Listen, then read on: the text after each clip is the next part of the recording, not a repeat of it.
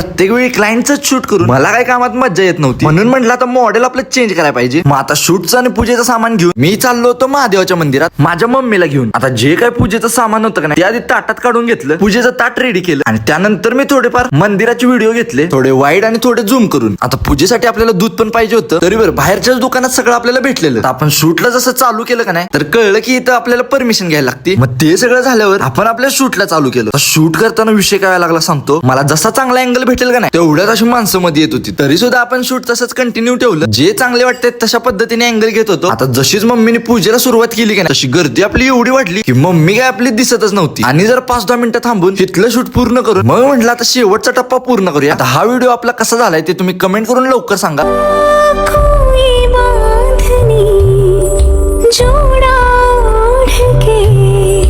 युट्यूबला आपल्याला कॉपीराईट लागल म्हणून हा व्हिडिओ आपण आपल्या इंस्टाग्राम पेजवर सोडलाय, तुम्ही तिथं जाऊन सुद्धा बघू शकताय.